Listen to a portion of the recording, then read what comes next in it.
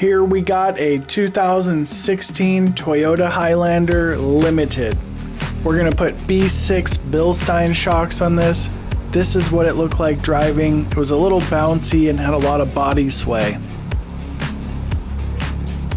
Let's get back to the driveway, remove the wheels, jack the truck up, put some jack stands underneath it, use an impact gun. Always put the wheel underneath the car as an extra layer of protection, plus the jack stands, plus the jacks. Find the little cap on the wipers right here. Pop those off with your hand or a little screwdriver. Don't lose this stuff. It's real easy to lose. Pop it up. Sometimes they come off with no problem, or just whack it with an open palm like that and boom, it comes right off. So locate some clips. Usually they're on the edge and there's only 2 of them on these cowlings. And we're trying to figure out how to take this off. Oh, got it taken off. We took it off because the upper strut bolts are right there. So this bolt right here is always a pain in the ass. It's rusty. It's a complete nightmare on every job unless it's a brand new car. We got major problems. So I got some rust penetrant and I'm picking it out with my pick. Trying to make that square so I can get my Allen wrench inside of there. Can't tell you how many of these I've stripped out. Take your time on these. So I get the 6mm in there. So 6mm Allen wrench key. Get that thing started. Hammer it in. I've actually got a really good trick for this, and it's not using an Allen key.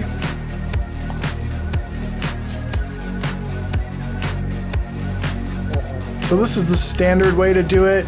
Get a wrench, or actually get a 6mm wrench over the bottom and then a ratchet on the top, and you're gonna turn it in opposite directions to loosen up this sway bar link, but they're always a nightmare.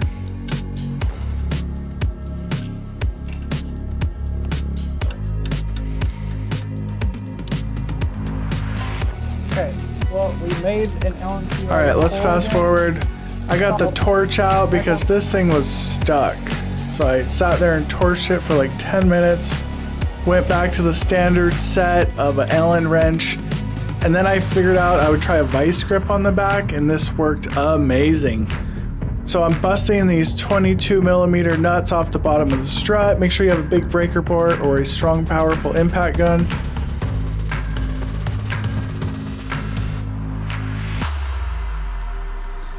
So I'm driveway mechanicking, so once I bust stuff loose, I get a little electric impact out, but I don't have a super powerful impact at home. Pop those 22mm bolts out.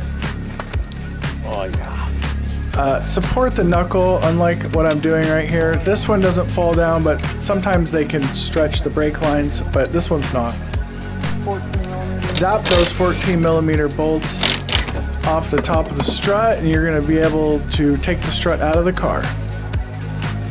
Alright, so I rented this sketchy McPherson strut compressor, and I also found it at Harbor Freight for only $27. I was kind of shocked on the price of the tool. And I was honestly super terrified taking this thing apart because I've never done one with the at-home kit. I've only done one with the professional tools, but it actually was almost easier to do it this way than the professional tool.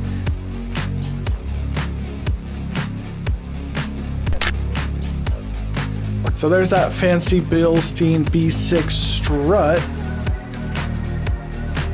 And we're transferring the parts over. I am replacing the strut hat because that is good practice on struts. But the rest of this stuff is getting transferred over. Nothing wrong with these KYB, the factory Toyota struts are KYB. Nothing wrong with the struts on the car, but it did sway around quite a bit. So we're gonna try these Bilsteins out.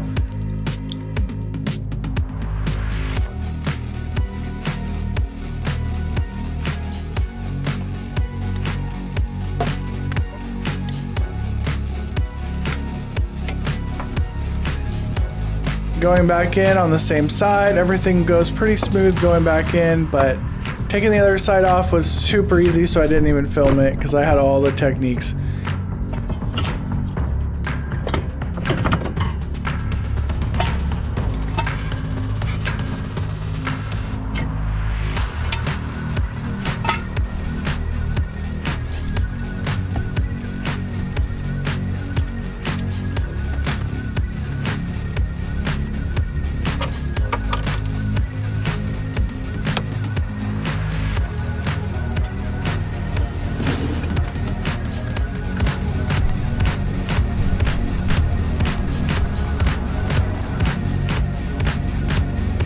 Anyway, we're putting Bilstein B6 rear shocks on the rear.